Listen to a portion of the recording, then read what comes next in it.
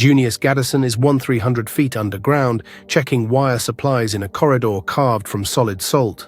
The walls are white, the air is cool and dry and smells like mineral dust. Then he hears something he doesn't recognize. A low, rolling sound advancing toward him from down the passage. He looks and the floor is moving. Not shaking, moving. A knee-deep stream of muddy water is advancing up the corridor, carrying fuel drums that ring against the walls as they come. Gaddison has worked in this mine long enough to know that water underground cannot wait. He finds the nearest phone and calls it in.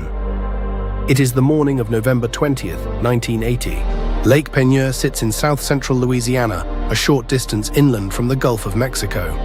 Before that morning, it was a modest lake, over 1,000 acres of calm, shallow water, never more than a dozen feet deep.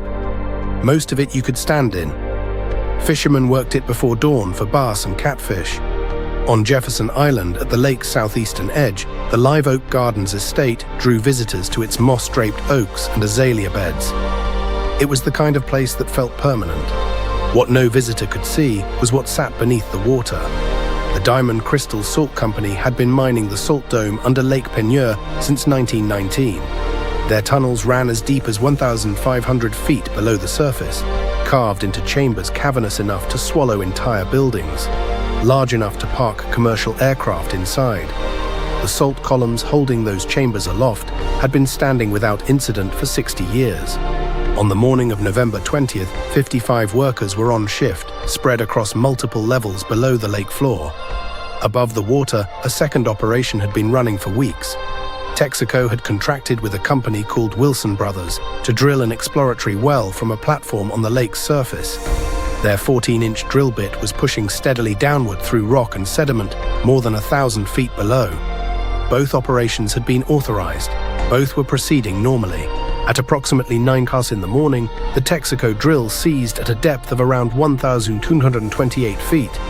The assembly stopped and would not come free. The crew began working to dislodge it, a common frustration on any drilling operation. What neither the crew nor anyone on the surface yet knew was that the drill had already punched through the floor of the lake and into the roof of the Diamond Crystal mine 1,300 feet below. Through a hole 14 inches wide, fresh water had begun pouring into salt. Fresh water dissolves salt. The walls of the breach were giving way, the hole growing wider, water moving faster, the increased flow dissolving more salt and enlarging the passage still further. There was no mechanism to interrupt this process. Deep underground, Junius Gaddison's call had already set the evacuation in motion. The mine's emergency signal, 3 flashes of the overhead lights, pulsed through every tunnel. 55 workers, some at 1,500 feet below the ground, abandoned their equipment and ran for the single elevator shaft. All 55 made it out. On the surface, around 10:01 in the morning, the drilling crew heard loud popping sounds from below the platform. By 10:30, the rig had tilted so far that evacuation was the only option. The crew cleared the deck and reached the dock. The $5 million rig slipped beneath the surface of the lake. A whirlpool had already formed. It grew until it measured a quarter-mile across, and it pulled everything within reach into the water. 11 barges, the drilling platform, a tugboat, and sections of dock. Then the botanical gardens at Live Oak began to slide. The oaks and the azaleas and the greenhouse and the walking paths on Jefferson Island simply moved toward the water and disappeared. Within 3 hours, Lake Peigneur, 3.5 billion gallons of fresh water, was gone. The basin was empty. The Del Cambre Canal, which normally flows from the lake toward the Gulf of Mexico, reversed direction. Salt water from the Gulf rushed inland, poured over the rim of the empty crater, and fell 164 feet to the floor below, the tallest waterfall Louisiana had ever seen. It lasted several days while the pit refilled. The hole that started all of this was 14 inches wide. The Mine Safety and Health Administration investigated, and the central question was direct. How did a drill authorized to operate beneath Lake Peigneur end up inside the mine? Texaco's survey had placed the drilling site above an area of unmined rock. What investigators found was that either the survey coordinates were wrong, positioning the drill directly above the mine's worked-out third level rather than open formation, or Diamond Crystal's maps understated the extent of the mined area. leaving Texaco without the information they needed to stay clear of it. The geological column beneath Lake Peigneur was simultaneously a mining district and an oil exploration zone, governed by different agencies with different maps. The two operations had each proceeded in good faith, without shared coordinates, without a coordinating authority, and without any requirement that the companies working above and below the same stretch of ground verify that their paths would not intersect. Both operations were legal, both were standard practice, no criminal charges were filed. MSHA could not definitively assign fault to either party. In 1983, Texaco and Wilson Brothers settled with Diamond Crystal for $32 million.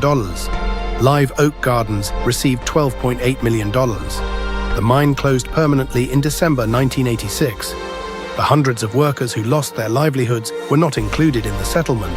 The lake that exists today is not the lake that existed on November 19, 1980.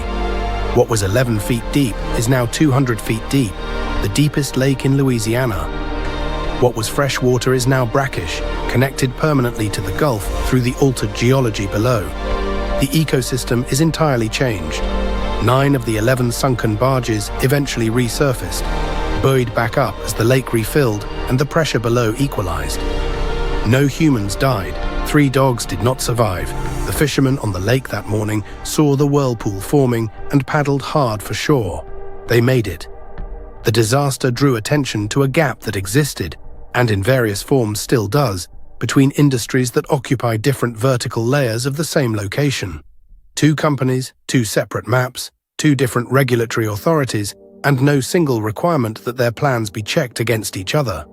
This was not unusual. This was how it worked.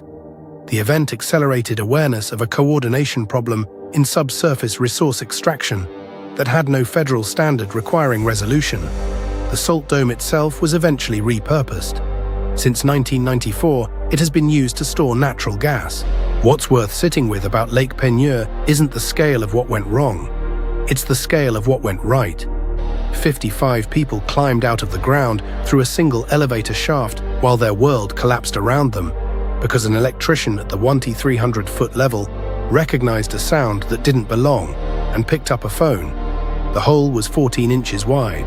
Everything else was what 14 inches becomes when no one has made certain the numbers agree.